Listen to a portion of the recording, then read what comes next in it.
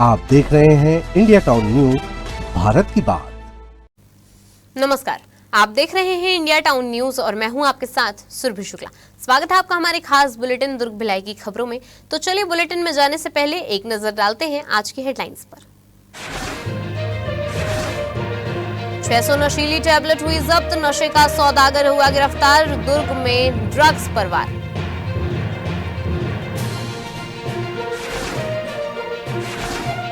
City कोतवाली police की बड़ी कार्रवाई, मोबाइल दुकान में चोरी का हुआ खुलासा, चोरी का सामान हुआ बरामद।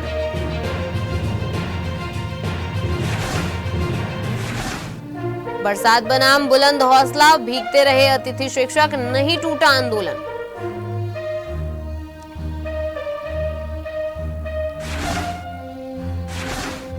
अब पेड़ लगेंगे और बचेंगे भी, हरियाली पर महापौर का फोकस, हरियाली का नया रोड मैप हुआ तैयार, ग्रीन मिशन पर निगम।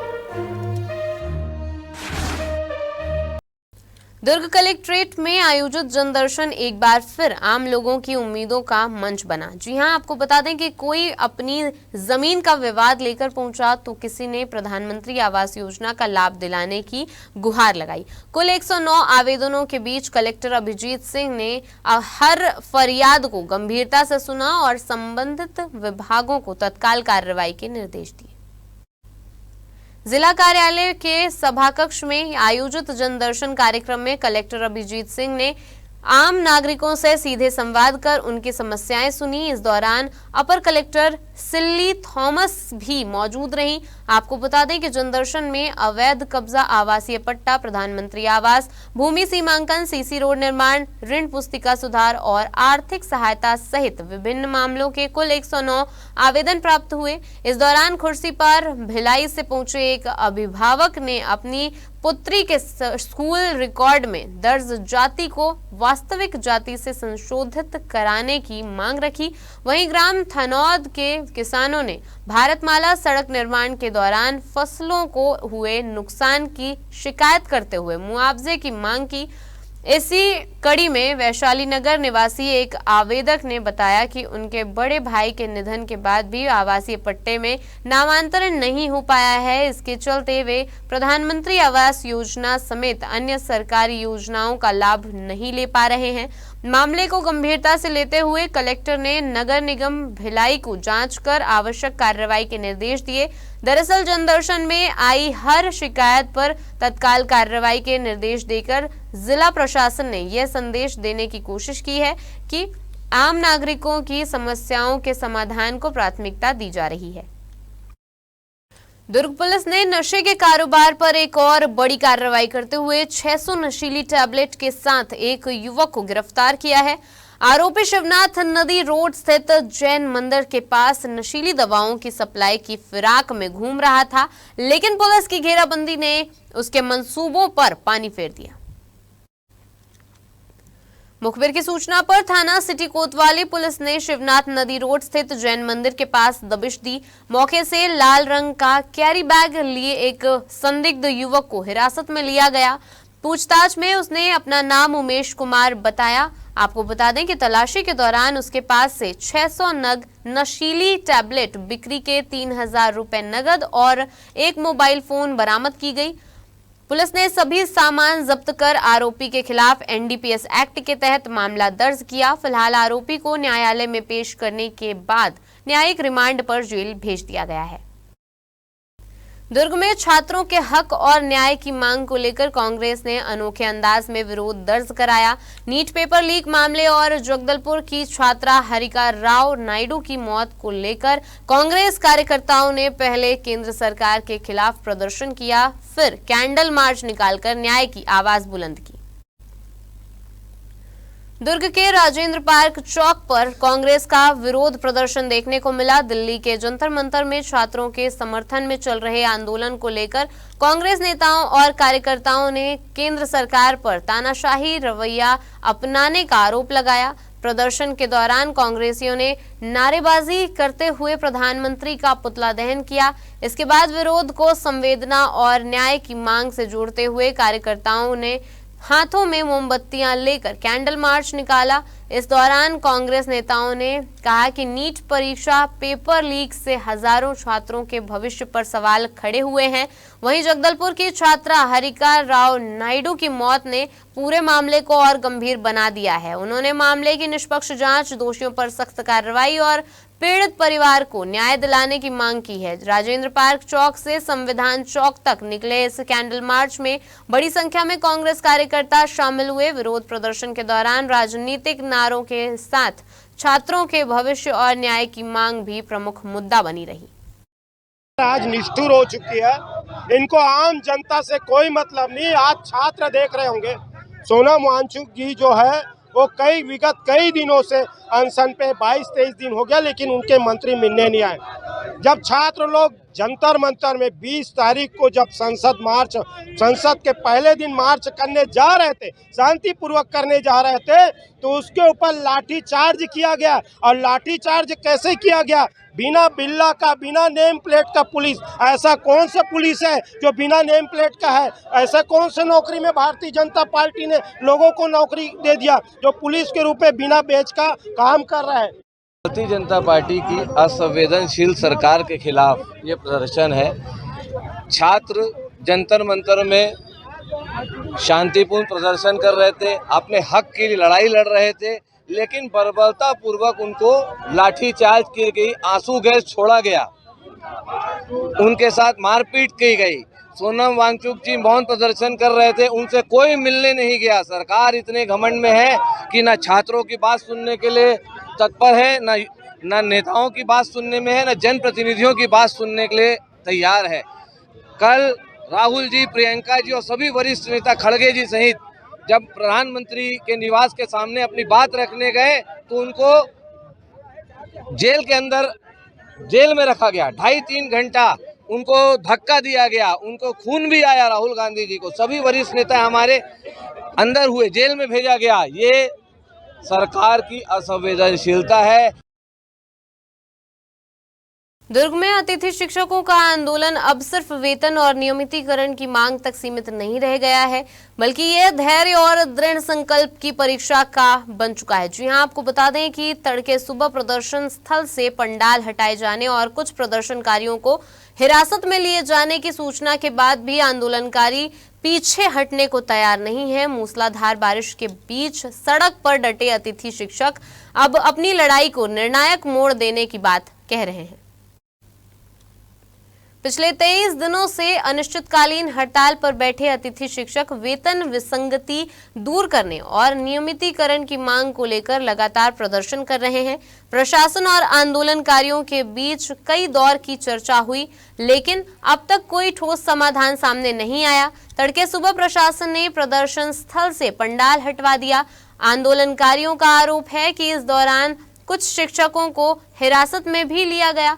इसके बाद भी अतिथि शिक्षक बरसते पानी में खुले आसमान के नीचे धरने पर डटे रहे।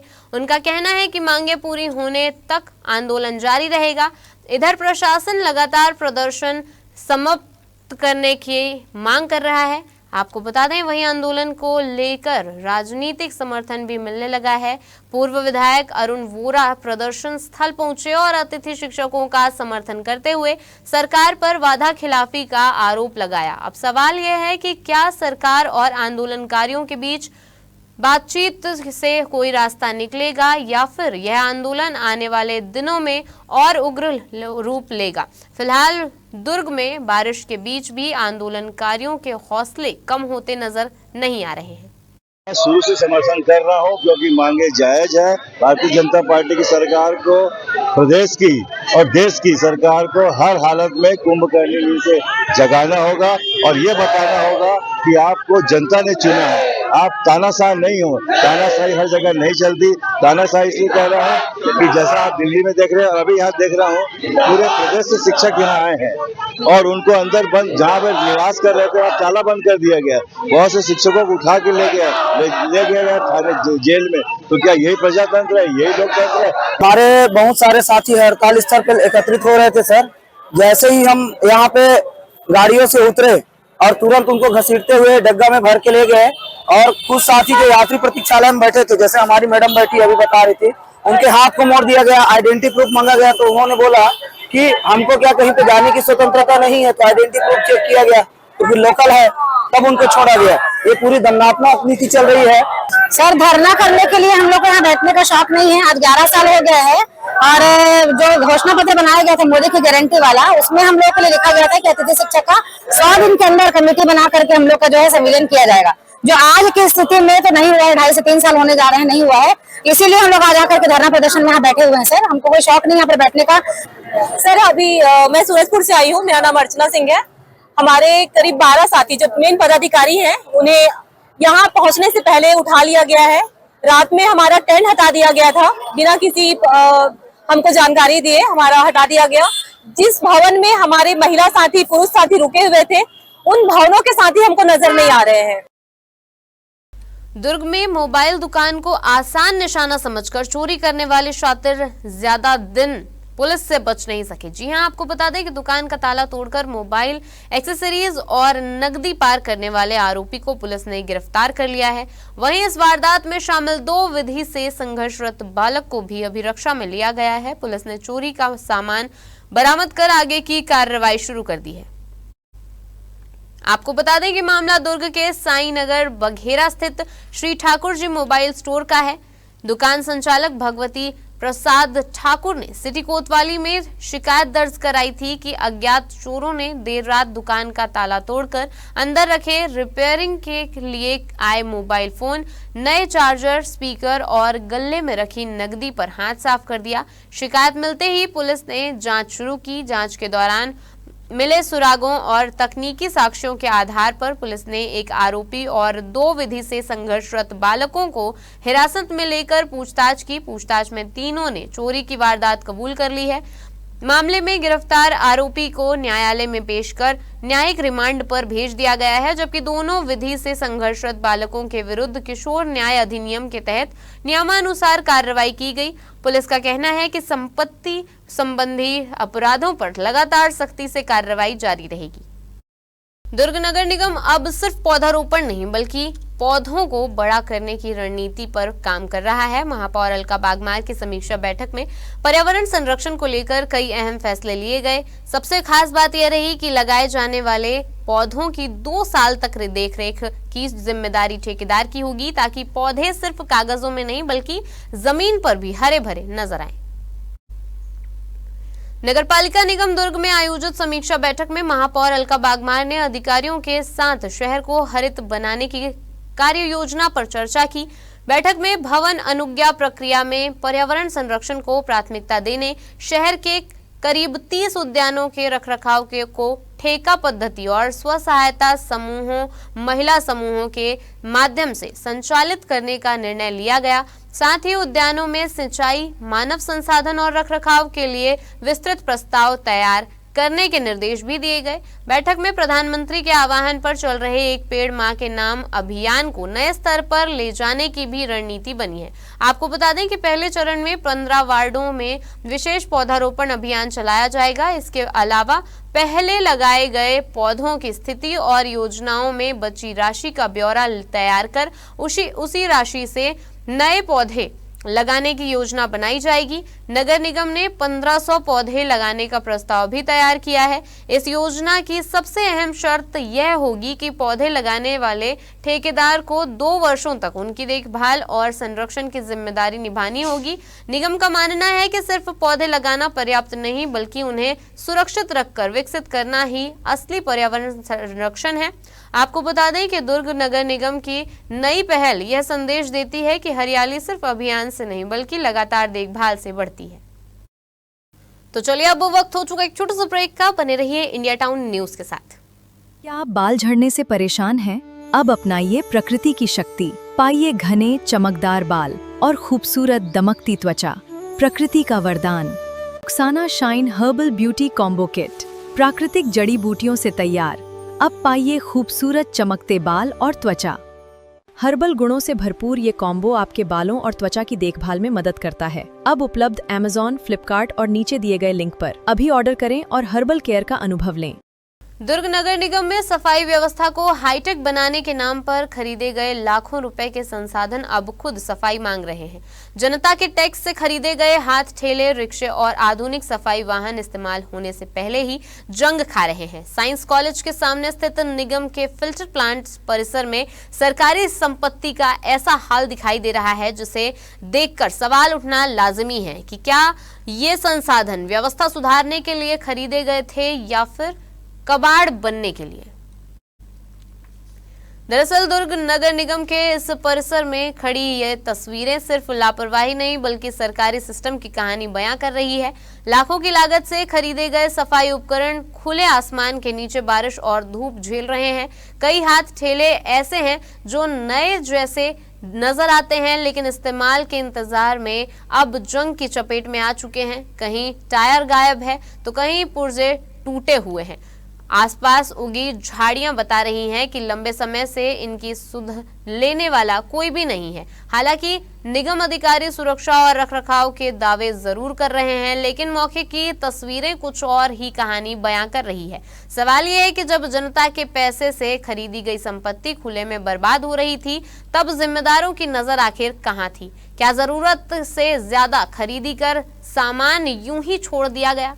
क्या मेंटेनेंस के अभाव में सरकारी खजाने को नुकसान पहुंचाया जा रहा है या फिर कबाड़ बनने के बाद इन संसाधनों का कोई और खेल होने वाला है? फिलहाल सबसे बड़ा सवाल यही है कि जनता के पैसों से खरीदी गई इस बर्बादी का हिसाब आखिर कौन देगा? ये बात सही है कि वहां पर हाथ ठेले रखाए हैं लेकिन अपन 8 महीने पहले लगभग वो ठेले वहां पर आए हुए हैं लेकिन कुछ टेंडर वाइज में नॉर्म्स की वजह से कुछ उसमें पूरा न होने की वजह से कुछ कारण से उस ठेले का उपयोग नहीं किया जा रहा था। चूंकि वो नॉर्म्स शायद शासन से और अपना जो भी पेपर वर्क क्लियर हो चुका है तो लगभग अधिकारी द्वारा जो है हर सुपरवाइजर को बोला गया है कि आपके वार्ड में जितने भी रिपेयरिंग लायक जो ठेले हैं उसको आप छोड़ के नए ठेले आप जो है उपयोग कर लें। 8 महीने पहले आया हुआ था तो इस दरमियान रख रखाव की जिम्मेदारी किसकी? नहीं, रख रखाव की जिम्मेदारी हमारी थी। लगातार उस जगह का सफाई अपन करा रहे थे। बारिश के मौसम में जलभराव, पेयजल आपूर्ति और शहर की सफाई व्यवस्था को लेकर भिलाई नगर निगम प्रशासन अब सीधे मैदान में उतर गया है। आपको बता दें कि निगम आयुक्त सुरुचि सिंह ने आज अलग अलग जोनों का औचक निरीक्षण कर व्यवस्थाओं की हकीकत जानी। इस दौरान उन्होंने अधिकारियों को सिर्फ रिपोर्ट पर नहीं बल्कि मौके की स्थिति के आधार पर काम करने के निर्देश दिए।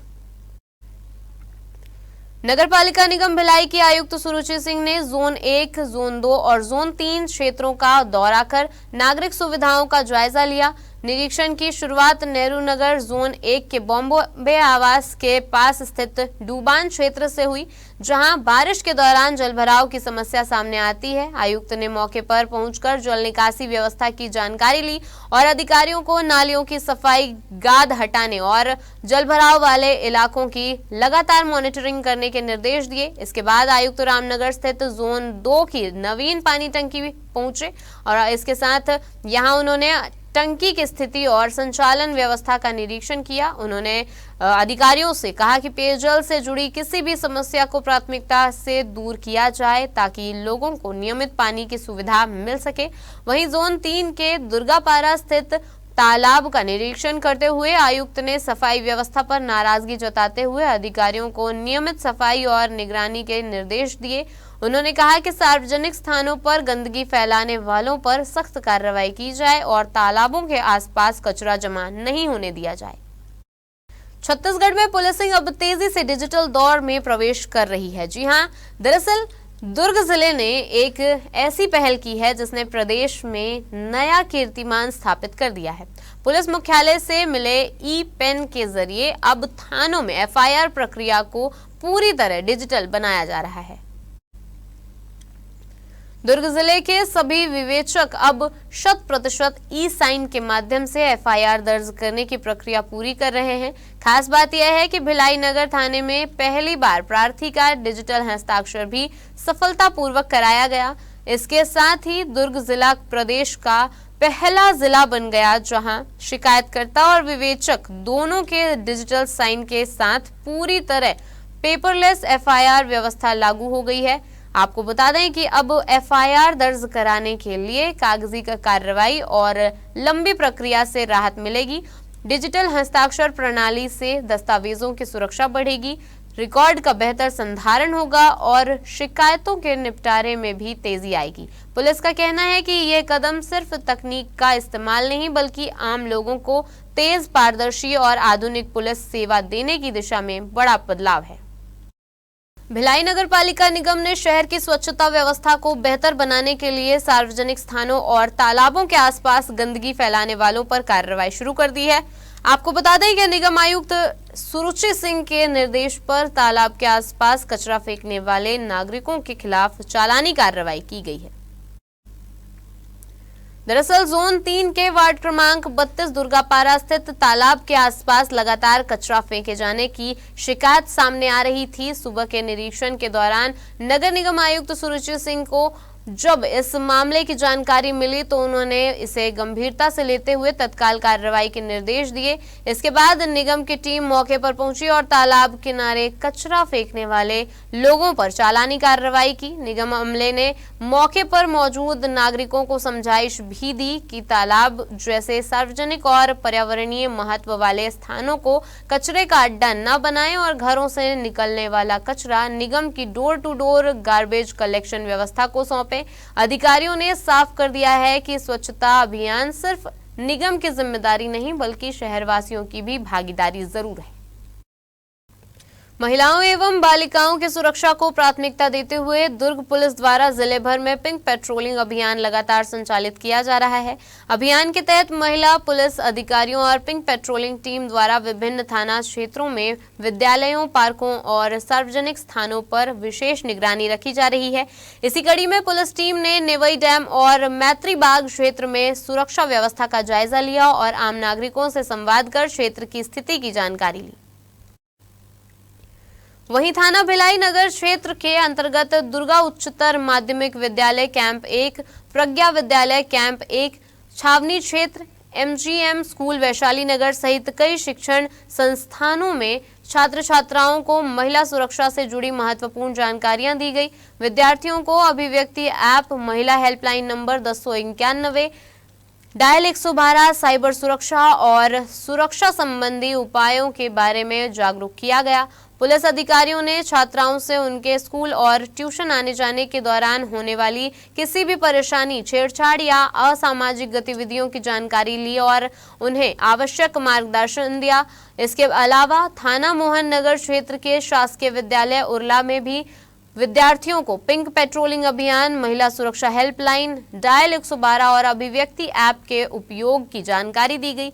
विद्यार्थियों के मोबाइल में अभिव्यक्ति ऐप डाउनलोड कराकर इसके इस्तेमाल के बारे में भी बताया गया। आपको बता दें कि दुर्ग पुलिस द्वारा विद्यालय परिसरों और छात्राओं के आवागमन वाले मार्गों पर लगातार निगरानी रखी जा रही है ताकि महिलाओं एवं बालिकाओं को सुरक्षित और भयमुक्त वातावरण उपलब्ध कराया जा सके। हमारे खास बुलेटिन दुर्ग भिलाई की खबरों में फिलहाल इतना ही। अब मुझे दीजिए इजाजत और आप देखते रहिए इंडिया टाउन न्यूज, भारत की बात। नमस्कार। आप देख रहे हैं इंडिया टाउन न्यूज, भारत की बात।